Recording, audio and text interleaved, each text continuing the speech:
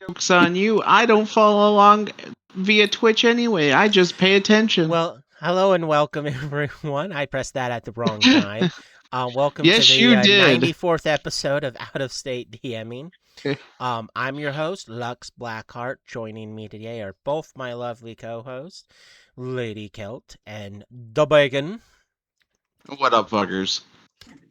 Uh, as I press all the wrong buttons again. Yeah, that sounds about right for you. Yeah. Uh, we will be moving on with spells, and we'll be starting off with Tremir's Instant Summons. I'm probably mispronouncing that name horribly, but part of me doesn't care because of reasons. This is a conjuration summoning level 7 sorcerer wizard spell. Components are verbal, semantic, and material. Casting time 1 standard action. Range see text. Target one object one object weighing 10 pounds or less whose longest dimension is 6 feet or less. So may not be permitted to be pretty heavy, but 6 feet by any degrees is still decent sized. Duration permanent until discharged. Saving throw none. Spell resistance none. You have dish. Description. Never mind. We'll let that one go. You can call some non-living item from virtually any location directly to your hand. First, you must place your arcane mark on the item. Then you cast this spell, which magically and invisibly inscribes the name of the item on a sapphire worth at least 1,000 gold pieces. Thereafter, you can summon the item by speaking a specific word set by when you cast the spell, so you have to set the word when you cast the spell, and crushing the gem. The item appears instantly in your hand, only you can use the gem in this way. If the item is in your possession, if the item is in possession of another creature, the spell does not work. But you know who the possessor is and roughly where that creature is located. When the summons occurs, the inscription on the gem is you know where the person. Brain's not working right now. But when you crush the gem, the item instantly appears in your hand. Only you can. I just skipped back of some place. No, but like I said, if it's in a creature's possession, it doesn't come to you, but you immediately know where the creature is and who the possessor is. So in other words, you can use it as a tracking spell. pretty much, but you have to get to that location and hope they're still in that location. But you at least roughly know where they were, and who they are. Right, but realistically, wouldn't you be able to just cast it again and find out if they have moved and where they would be? You would have had to have done this spell multiple times on that item. Okay, so it's a one and done. Yeah, so it's a one and done because you have to crush the sapphire. You crush the sapphire and speak the word in order to summon it. Gotcha. So you would have to spend countless thousands of gold pieces on these expensive sapphires, so that way you can go, I want to be able to track this person, so I'm going to cast this spell 10 times on this random jewelry piece of theirs. And as long as they're wearing it, I'll know it because periodically I'll go, necklace, crush it, and I know where they're at, and I know that they're the person wearing it. If it comes to my hand, they're either dead or not wearing it. But if they're wearing it, you know they're the ones wearing it, and you know roughly where they're at, so therefore, technically, you can teleport to them or scry them. So it helps to, like, that person stole this item from me. Or, I want to check in on this person. Crush, where are they? So it's good on that thing. The rest of the description, the inscription on the gem is invisible. It is also unreadable except by means of a read magic spell to anyone but you. The item can be summoned from another plane, but only if no other creature has claimed ownership of it. Material component is a sapphire worth at least 1,000 gold pieces. It's a very cheap spell. For a 7th level spell, it's pretty cheap because a lot of other 7th level spells are like, hey, I heard you're going to the black market to sell some kidneys so that way you can be able to use this spell. Wow, you don't need that kid. It's very interesting that you don't need those kidneys anymore. But hey, at least now you can cast this. Oh gosh. Well, you have 2 kidneys, 2 testicles. Oh, well, let's 2 not get eyeballs. You got into 10. it, but you no longer have an arm You or got- a leg, so you can cast that You've spell. got 10 fingers, 10 toes. Don't worry, you don't need all those. You're fine. Yeah. It's all right. You've got this. But this spell is still really good because you either get your item to you or you know that someone took it. It's still relatively cheap for a 7th level spell.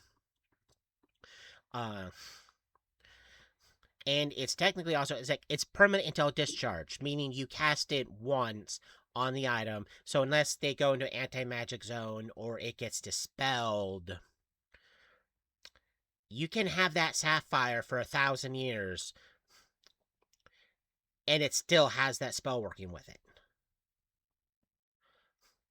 So there is no time limit there. It's until expelled.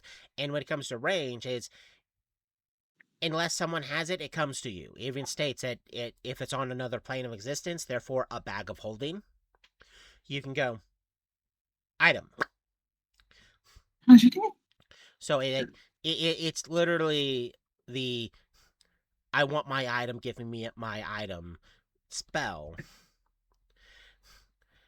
And I'm gonna. I want it, and I want it now. Yes, I want it now. Now I will point out that I have used this spell to bad guys' prerogatives because like a lich who's high enough level to cast 7 level spells would definitely have this spell because they want to know. Well, they want to be able to get their phylactery and run if they need to. So being able to use a standard action to get their phylactery to them, and then at this point they can start escaping, is perfect. Not to mention the fact that they'll know who has it and where it's at if it's been taken. So yeah, it's really good for the lich to have because again, they're getting their phylactery so they can leave, or they're going, it's been stolen. Who has it? Bam! This person's in possession of it. I know where they're at, and I know who they are. They can either teleport to them and make them have a really bad day, or scry that location and then plan around defeating whatever group that's with. And I have done it. I've also done it because party members aren't the smartest, and certain bad guys have used this spell to keep track of the party members. Because like I said, it can be used multiple times on the same item. There's nothing that says you can't.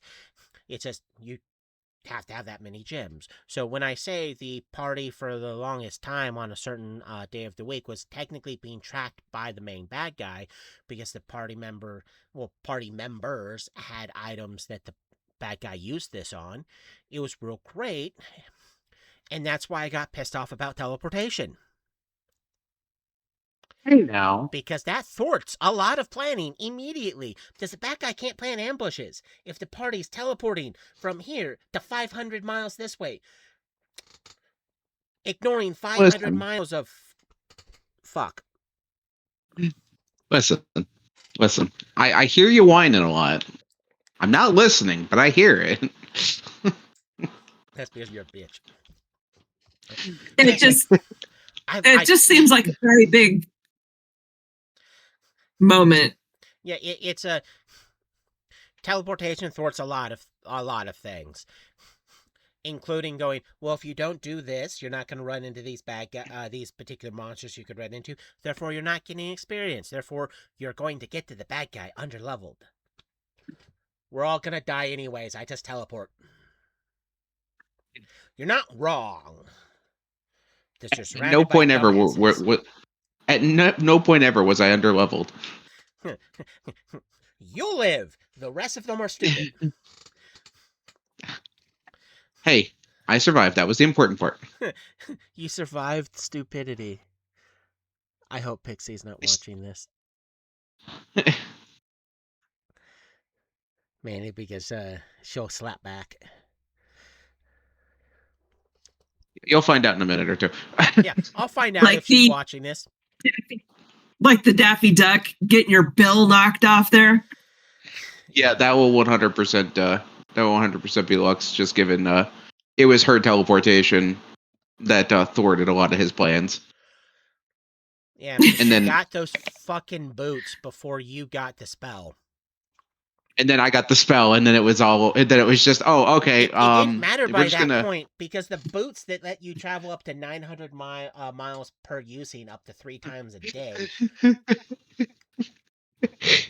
He was very upset. He was very upset. Yeah, it's like, I'm happy. It's like, you guys are being somewhat smart and getting to places faster because this is brilliant. But I fucking hate all of you. And then we got to the main bad. And then we got to what was supposed to be the main bad guy of that original branch of the campaign. And yeah, the party's healer got one-shotted instantaneously.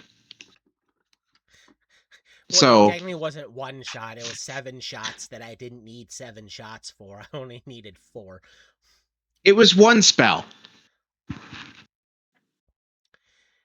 Yeah. He got taken out in one spell. Yeah. He did not like that. But back to the instant summons. I do love this spell. I do recommend people using this spell. If you don't want to pay a cost, well, then don't use the spell. If you want items that weigh more than 10 pounds and are bigger than 6 feet to be summoned to you, well, you can't. The sheer fact that the 6 feet is the longest dimension, meaning you can get a 6 foot long item that's also like 5 feet wide and 5 feet high, or 6 by 6 by 6.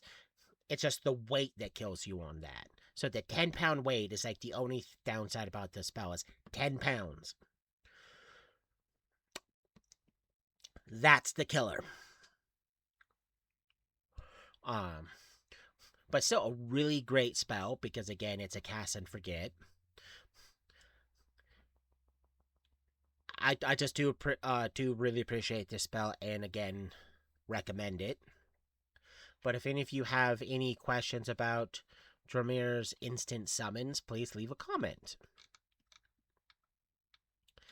Now here's a spell that people for some weird reason refuse to read. Dream. This is an illusion, phantasmum, mind affecting spell. Hey look, one of our favorite type of spells, mind affecting. It's a 5th level bard, sorcerer, wizard spell. Components are verbal, semantic.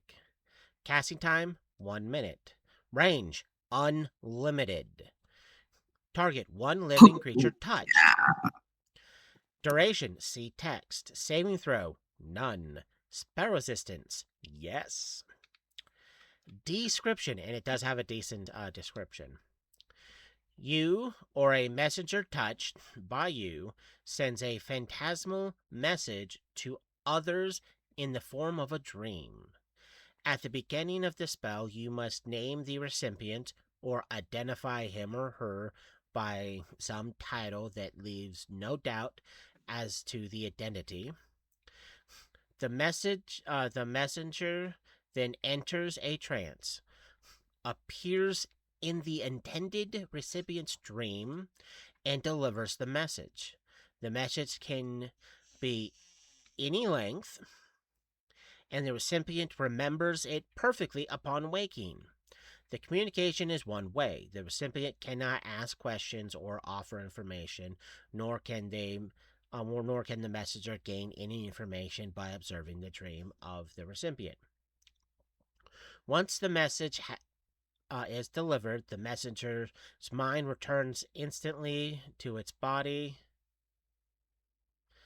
High nerd. Body.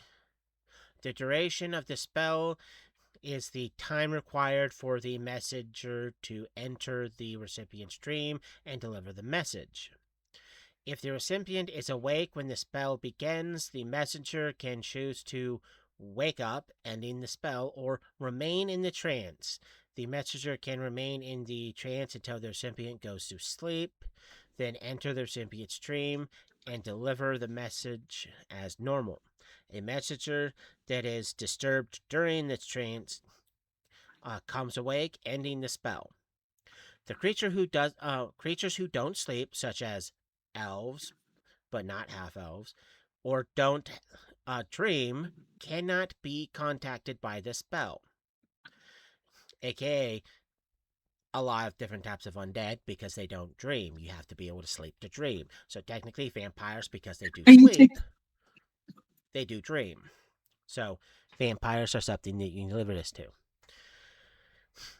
The messenger is unaware of its own surroundings or of the activities around it while in the trance.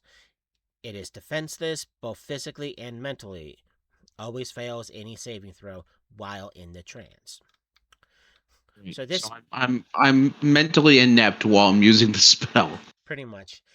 So this spell isn't a bad spell because, again, there is no set actual duration to it. So it's as long as the message is being delivered, that's the duration or the length of it takes to get it.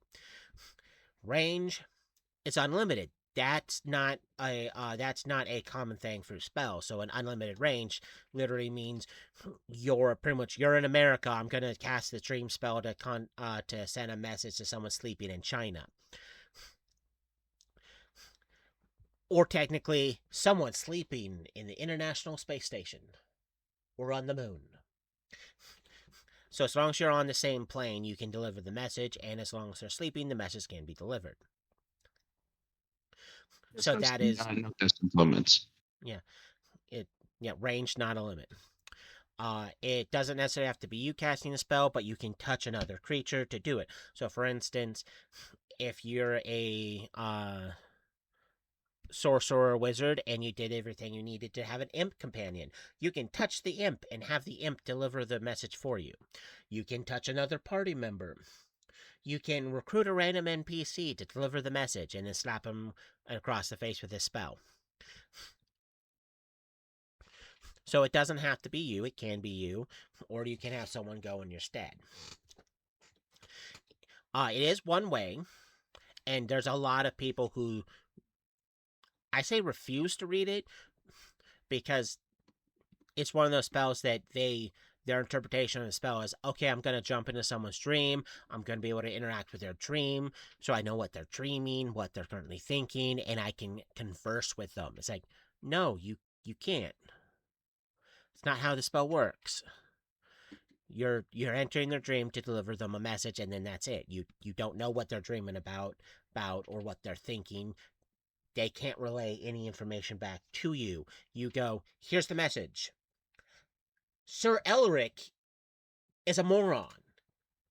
Spell ends. They can't ask you questions. They can't go, no, he's not. He has an A+ in algebra. They can't give you any information. And it doesn't matter what they're dreaming of. They could be dreaming about being in a hot tub full of supermodels. You don't know what they're dreaming of because you're unaware of what they're dreaming of. You can't interact with their dream. And even if you tried to, you wouldn't remember it because you don't remember anything about the dream. You just go, hey, there you are. Sir Eric picks his nose and eats it. Yeah. You know. Ew. Yeah, so. It's not ew, it's delicious. Boogers are the new burger. Nothing better than a spicy boogie. You there's know, that something is wrong with the us. one thing my youngest grandbaby does not do. Eat boogers. Yeah. Now, it's completely up to fate wherever he flicks it to, but Yeah. Hey, he's not eating them. Yeah. But yeah, Beggars can't be choosers, LadyCelt. You gotta just go with the flow. oh, believe me, I do. Go with the boogers.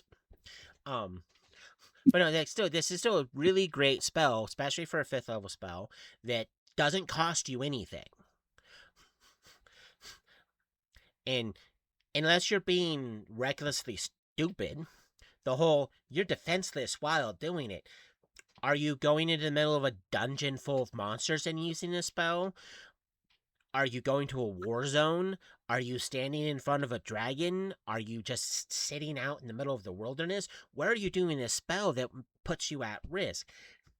Smart people don't do Well, that. Smart people go, if if you have to ask, I mean, yeah. It's like, if you that have to looked like a ask, really nice. That looked like a really nice tree ant to sit in while I do this. yeah, it's like, yeah, you're defenseless. Yeah, you auto fail saving throws. But last I checked, people aren't doing this in situations where you actually have to worry about that. And if you're worried about the person in the trance being harmed, maybe you shouldn't do the spell. It's because it's not the spell spot if the person dies. It's you did it in the wrong spot at the wrong time.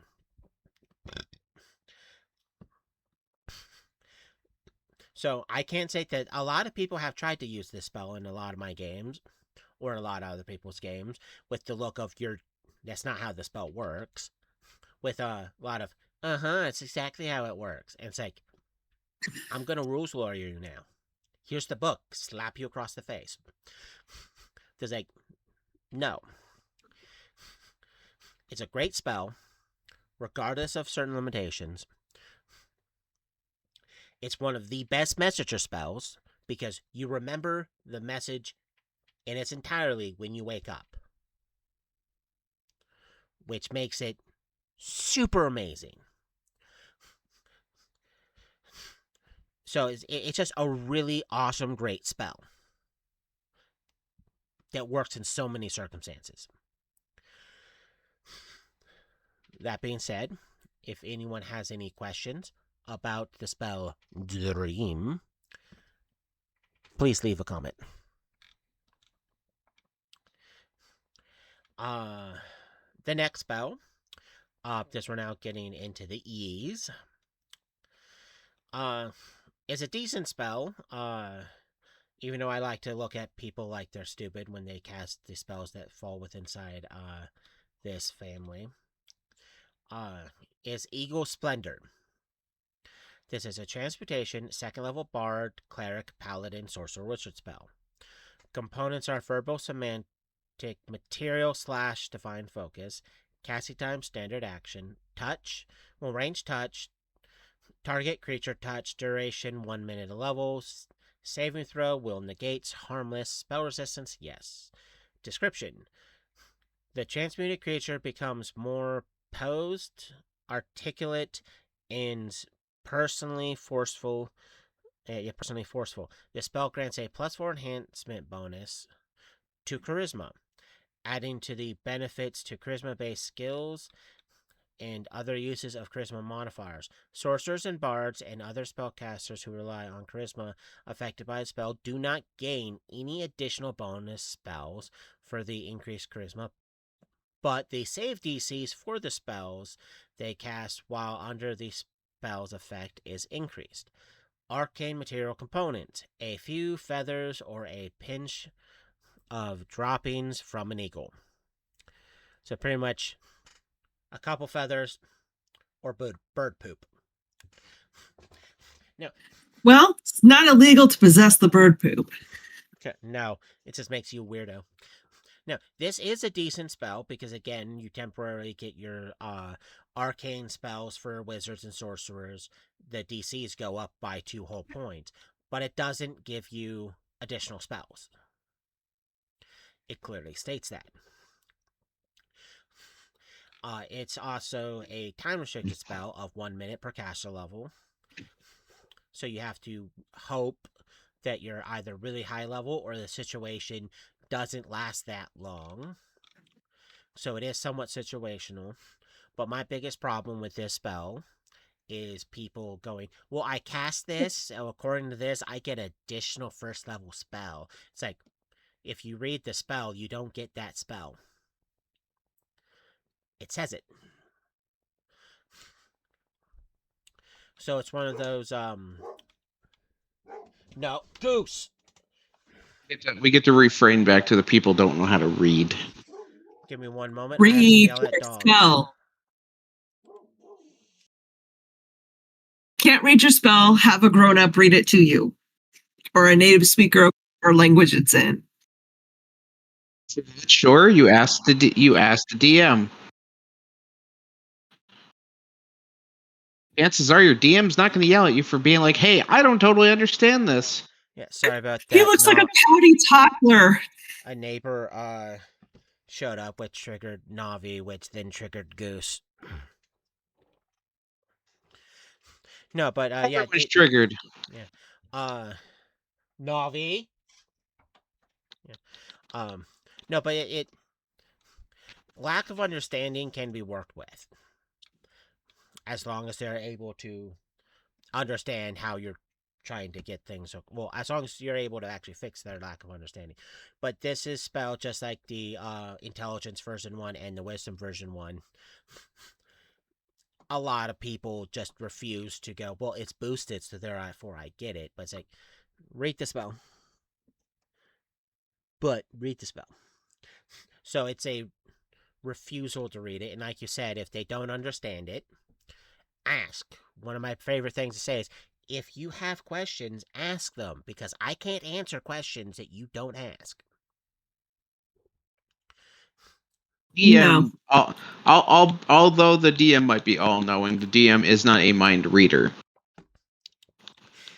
Yeah, I may have a few hundred gigabytes of information of random bullshit, but I can't give you that random bullshit if you don't ask the question regarding the bullshit. One more time for the people in the back. Bullshit. There you go. Yeah. So even though this spell is a decent spell, I rarely find actual uses for it, because when the party needs it, they never cast it. There's a +2 to your charisma check is generally considered good when you're trying to charisma things. Or when you're like, I definitely need to make sure this thing fails my saving throws through my spells. They never actually want to use it. Or they see the names Eagle Splendor and they don't think charisma. Yeah, to be fair, I mean, the first time I heard about this spell, I definitely did not think charisma. I definitely thought, like, oh, I can turn into a bird, or I could turn somebody into a bird, but not, hey, I'm getting a bonus to charisma with this. Yeah.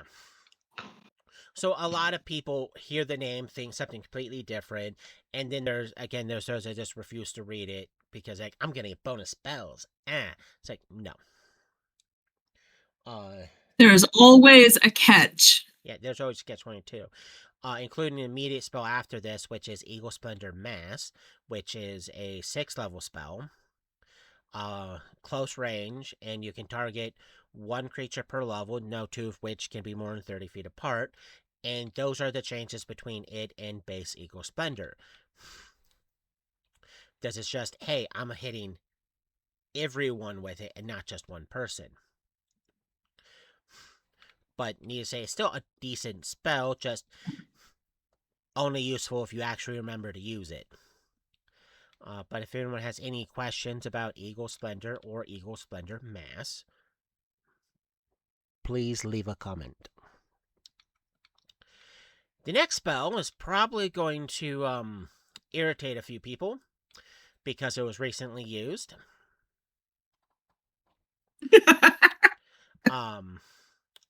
Earthquake. Wow, that's a nice ceiling I have here. So is this used to the letter or the spirit of the rule? It was used in idiocy. Yeah, And somebody in the chat used it to idiocy. Yeah, that's why I said it's gonna irritate a few people. This is an evocation Earth. 8th level cleric, 8th level destruction domain, 8th level destruction domain, 7th level, the 7th level Earth domain, 8th level druid spell. So it's a high level spell. Components are verbal, semantic, divine focus. Casting time, 1 standard action. Range, long, so you can drop it pretty far away. Area, 80-foot spread. Radius. Nice. So you pick a spot and everything on the ground within 80 feet gets affected by it. And it's a spread, so it doesn't care about walls or blocking terrain. Duration, 1 round, so it's short-lived. Saving throw, see text. Spell resistance, none. Description. When you cast Earthquake, an intense but highly localized tremor rips the ground. The shock knocks creatures down, collapses structures, opens cracks in the ground, and more. The effect lasts for 1 round, during which time creatures on the ground can't move or attack. A spellcaster on the ground must make a concentration check DC 20 plus spell level, or lose any spell he or she tries to cast. I pressed a button and lost it. The earthquake affects all terrain, vegetation, structures, and creatures in the area.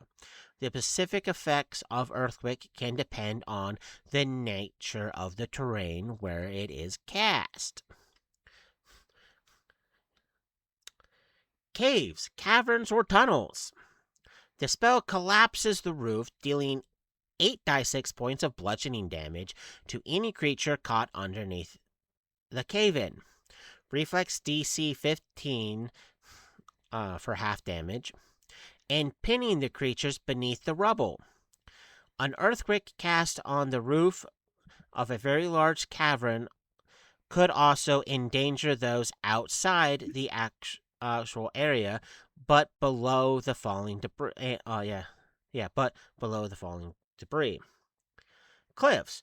Earthquake causes cliffs to crumble, crashing like a landslide that travels horizontally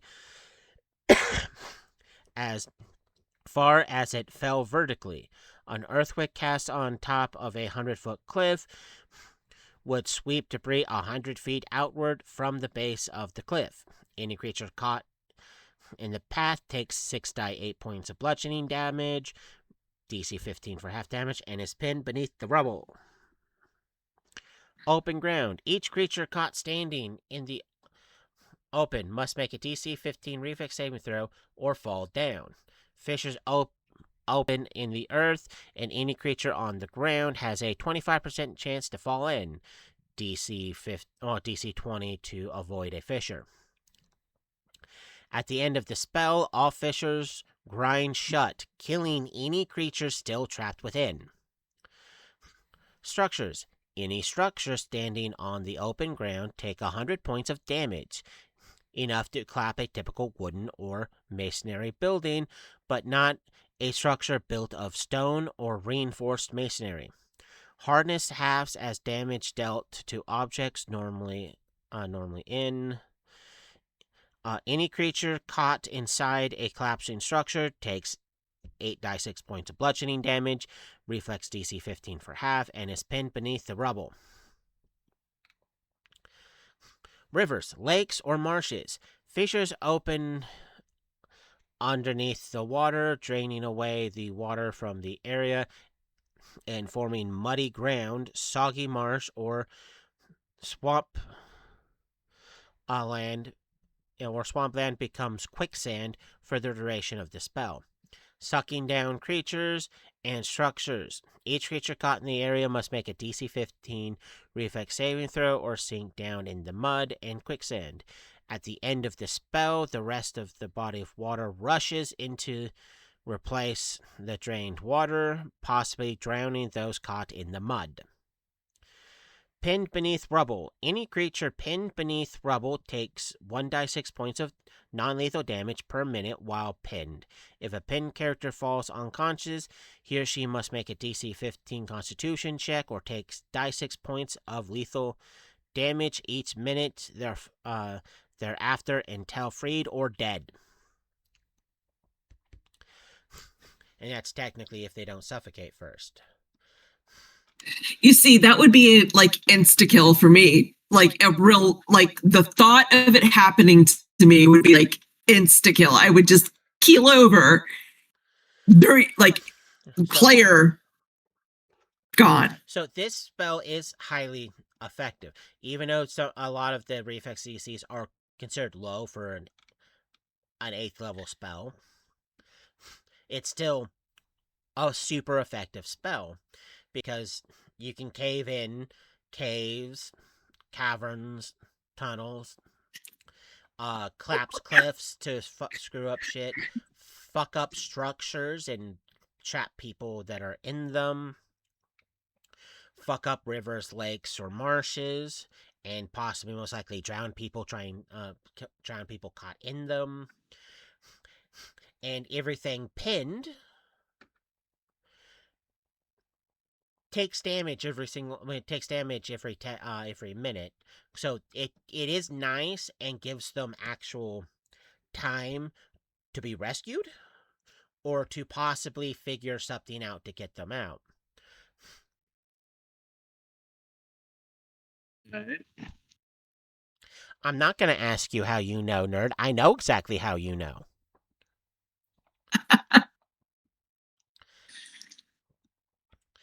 No. So this spell is it's a stupidly effective spell. Like, it's that approaching army. I'm going to decimate it by having a 80-foot radius of earthquake right underneath them. I'm either getting their attention or like wiping out a huge part of whoever's caught in that 80-foot radius, because that's a 160-foot diameter circle of middle finger. If they have a basic encampment done, it's like, I'm gonna ruin that encampment. Why? Well, those are pretty basic structures made out of wood. Earthquake. Did I just ruin their walls? All that stuff there? Yay. And for the duration, the round you cast it in, the creatures in it are stuck. They can't, for that round, they can, pretty much until your next round, they cannot move, and they technically cannot attack. Spellcasters have to pass a decently high concentration check to cast spells. So you're pretty much doing an area denial of, if you survive, good for you. If you don't, well, you can't do anything your turn anyways. So chuck it to back. The thing I do love about this spell that a lot of people sleep on is if you have the right metamagic rods, you can make this spell stupid. Because if you have the greater metamagic rod of widen, you turn it from an 80-foot radius to a 160-foot radius. Therefore, that's a good... You're pretty much erasing a town at that moment in time, because that's a huge section of a place just being screwed over.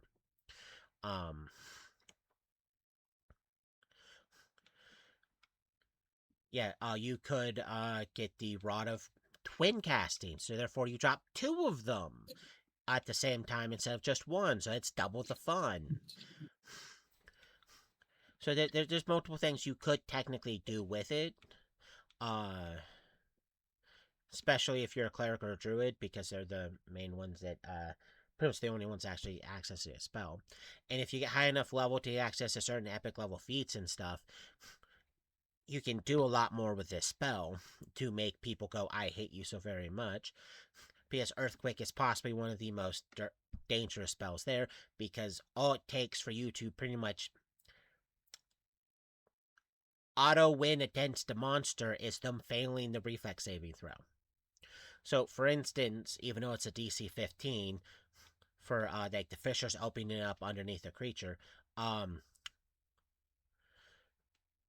it's a DC 15 not to fall down, and if they fall down, it's a DC 20 to not get eaten by a fissure. You do have, it's not very high, but you can look at a Tarask and go, I want to auto kill you, so the party has enough time to escape and possibly get out of here. Roll nat ones. Earthquake, please nat ones. If you get nat ones, well, the Tarask goes, I hate you, as it gets eaten by the earth. Which is always funny, seeing a massively 70-foot long creature just get sucked into the ground and eaten. Oh no, we lost Bacon. Yeah. He was probably trying to talk, but Discord doing what it usually likes to do and just keeping him mute so we couldn't hear him.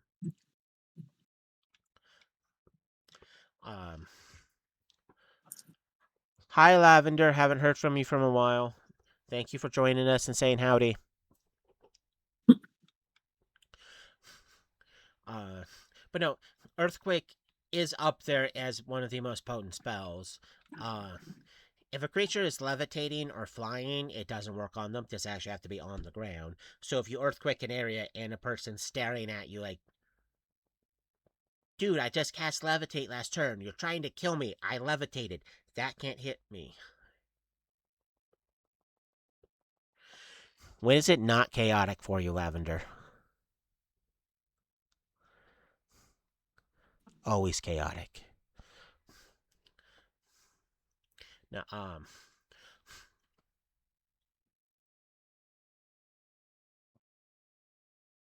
of course I'm not wrong, sadly, because what you just put means lots of chaotic shenanigans.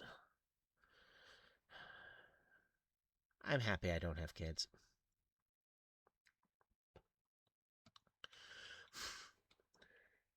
But no, it's like, if... Well, congratulations on getting back in school. I hope it all goes well. Remember to study and enjoy your weekends. And he's back. Inner technical days. Yeah. But like I was saying, Earthquake is a fantastic spell. But it's also a same team Farva, so you can easily cast it and kill party members in more ways than one. Multiple party members. Yeah, multiple party members. Because the spell does not care for the structural integrity of the cave the party's in. At all. And nothing says, well, we technically beat the bad guy, like having hundreds of tons of earth, stone, and ice fall on you. That's to cast that in a cave is just it's like the level of stupid you should like visibly level up and stupid, like, you know, like Mario when he eats one of those mushrooms or whatever. Level up. Yeah, no, we kind of agreed. Yeah, a lot of people agreed, and a lot of people were pissed off. And I'm not throwing names out, neither should someone else. My tongue. I would not ask. I'm going to stand by the fact that stupid. Stupid and I said this very childish. I'm going to piss a few people off. But yeah, so I still like the spell. It's just, if you use it at the wrong time and the wrong place, you're pissing everyone off. Like, for example, a few years ago, one of my former players wanted me to play the villain in his campaign, and the only real limitation he gave me is he wanted me to make a extremely stupid high-level character that would eventually fight the party. And I went, well, why would I directly fight the party? I'm gonna make the party the bad guys and hate it everywhere. He went, well, what do you mean? Well, if I take these feats and stuff here, I can have this spell cast at this level, so I can cast it more than once with all this other stuff on it. He went, and? Oh, every time they leave the city, I'm going to be twin repeat widen casting Earthquake on the city. Oh, wow. Making sure That's enough people devious. survive after the party's gone. So the only thing that's going to actually be a thing is these people hit here, do what they need to do to get known. When they leave, Earthquake the city. You are a vengeful god. And he's like, what? It's like, yeah, eventually people are going to get the gist that these people show up. They leave. City gets put to rumble. But you can't. It's like, I what? If I do this, You I can told cast me this spell you 4 told me times. to be the They're bad guy. twin You didn't cast. say how bad I had to be. Yeah, you wanted me to be the main villain. I'm the main villain. It's like if I do all this, I can cast it 4 times. It's twin casting, so therefore I'm getting 8 castings of it. I'm throwing repeat on it, which means on my next turn I get to repeat all of what I did with those spells. So I'm getting 16 castings in 2 turns. Oh, there is a 100% chance I would use this to absolute maximum effect. So it's like you're telling me 18 16 earthquakes with a diameter of 320 feet spread across this entire city isn't going to do anything? Well, what if it's not that big of a city? Well, then they're all extra dead. Navi's escaping. Yeah. Then there's no city left. And I'll make it worse. Worse. I have access to this communication spell, which is a map. I can't remember the name of it. No, Lux, Yeah, Navi's escaping. I saw and heard her escape. I'll yell at her in a moment. But it's like, here's the speaking mouth spell. So I'll have it speak, like, go up and say something like, on behalf of the heroes you've wronged, speak the name of the heroes. You shall be deemed unworthy, and the earth shall consume you. And then earthquake, or just have followers going around spreading horrific rumors that these people, wherever they go, if they don't like how they've been treated, when they leave, they pray to their demonic gods of old to destroy the city.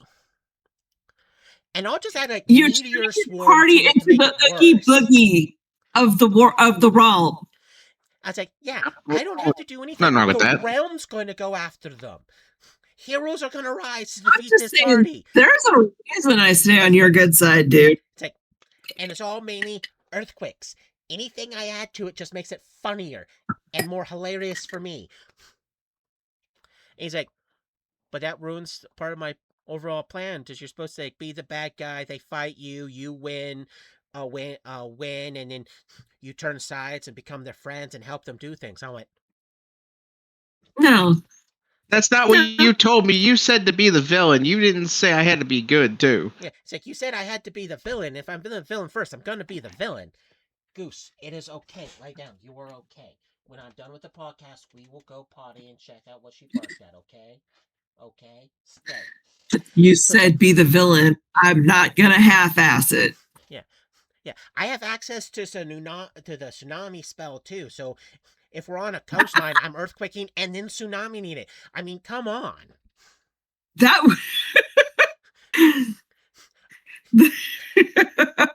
Hell, I'll show up pretending to be the good guy to finally defeat them before they destroy another city.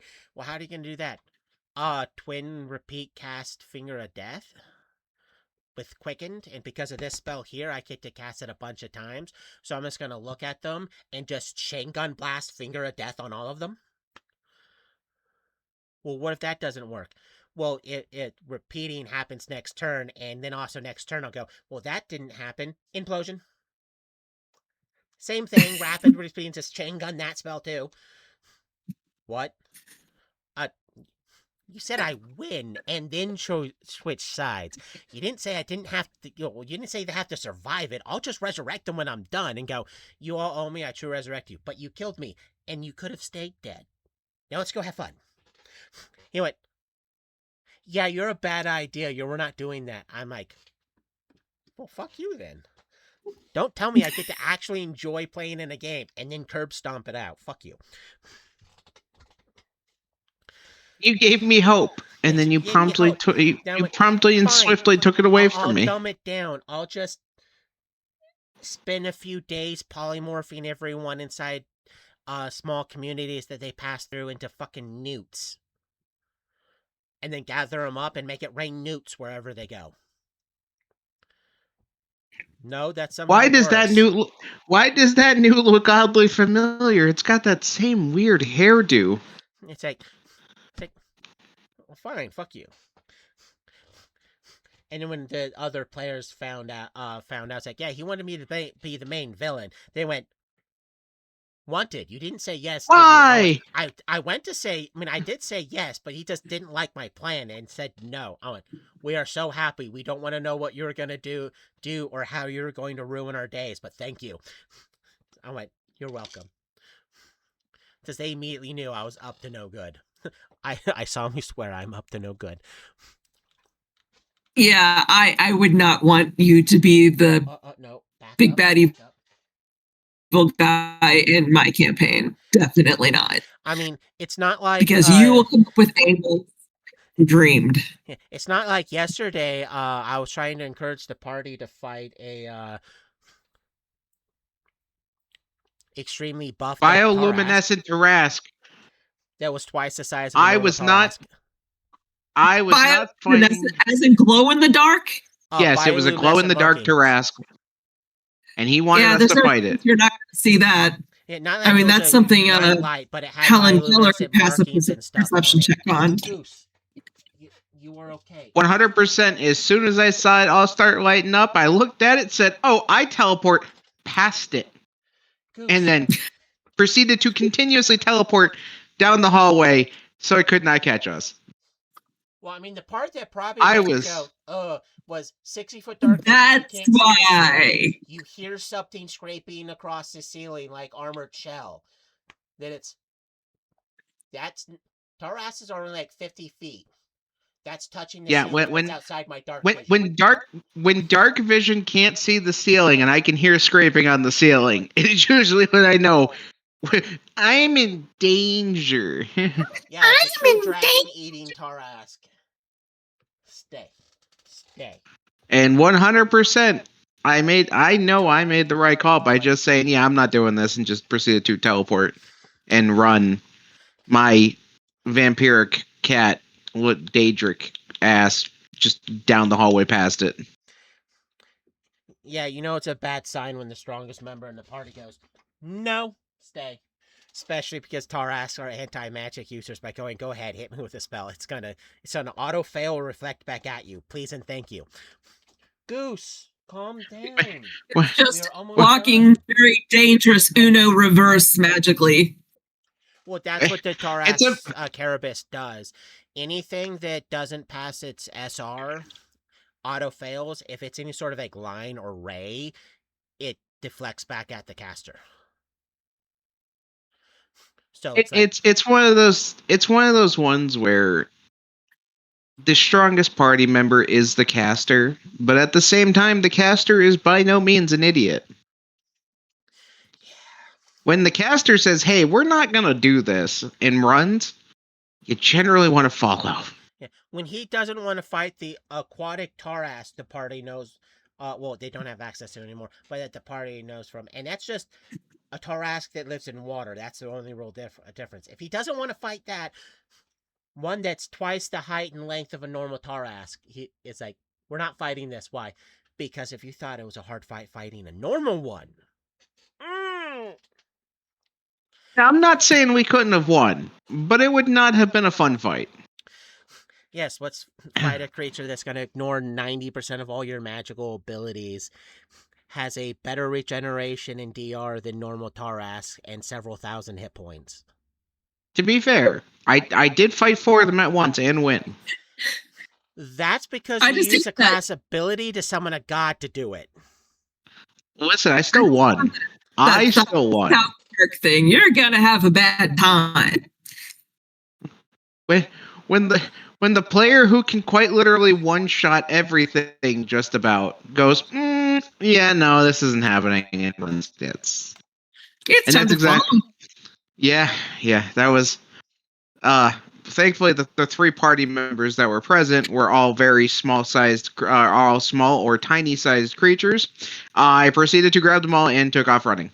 Well, I mean, when 2 of them are 3 foot tall, weighing like 36 pounds, and the other one's like 5'6", 6, and extremely lean, and you're I have a strength of a god and I'm large sized. I'm a really big cat. I just imagine like snatching up the grandbabies because they're roughly that size. Well, I mean, And having to run off. like 10 to 11 feet, if you count his full I'm over length. 12 feet. So it's like Well, it's over 12. So like it is literally slightly I'm gonna pick up different. the I'm like babies and the 3. child. But yeah, Earthquake is a grand spell. I love it. It's a great. I don't. Someone's getting pissed off, or someone's, because it's real great for pissing everyone off. It was a great spell. It was used poorly. Yeah, it's the incorrect use does cause massive problems. Correct use means It is the petard of spells. problems. Yeah. It's a don't be a low IQ person and use this spell. Well, I say petard because petards are wildly unpredictable. They're very dangerous form of early munitions. Bacon, did you just read what Nova put in chat? No. I can't see the chat. My deer died and I died twice. Yeah. She got fingered to death, brought back. Brack was trying to escape. Then the entire place collapsed, killing her deer and her. Yeah. Oh. Well, I mean, technically. Yeah, because a party member cast Earthquake in a cave and dropped the cave on her said party member and another party member, killing our barbarian, our rogue. Yeah, technically, and our they were all supposed healer. to be dead. You know, the other players at the table should all get to smack you with the bodkin when you do things like that. Oh, nobody had to. As soon as, because that character in particular was the only one that technically survived the cave-in, a god broke his neck. No, I'm going to say that slower for the people in the back. A god reached out, grabbed him, and chucked him hard enough to break his neck. Think you're thinking No, of the I was wrong not. god. No. It was the one that chucked him in the back of the cart. Oh, yeah, he did get chucked in the back of the cart by Thor. Go. Yeah. No, I very clearly remember what happened. I just gone.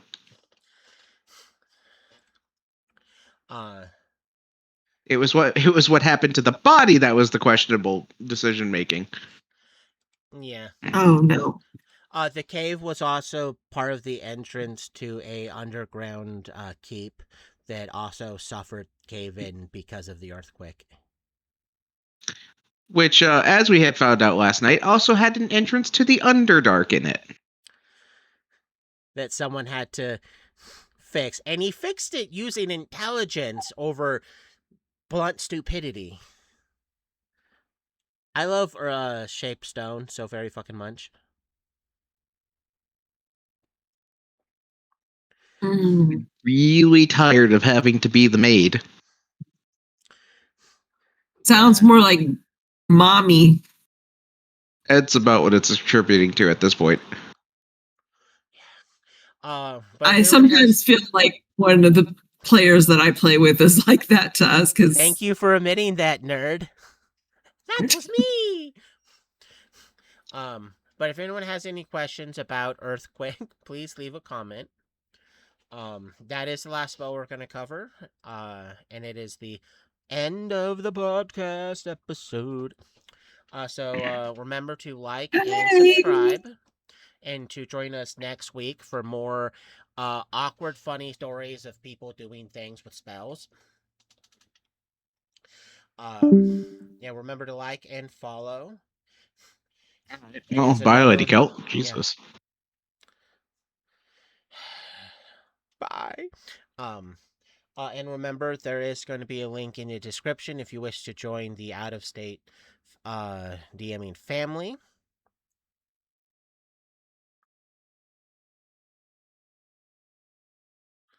Yeah, you don't have to go home, but you can't stay here. But like I said, there's going to be a description for you to join the out-of-state DMing family in description, and we only have 6 episodes remaining before the 6 episodes That was episode to go 90 for the 100th episode. So Lux. That was episode 95. Do the math.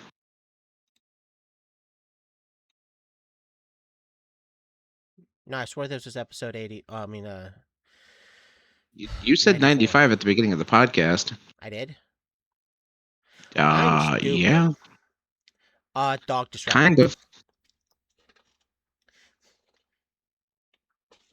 We have 4 episodes left before the special edition 100th episode podcast. But needless to say, we will see you guys next week. Enjoy. Maybe your Lux can weekend. count.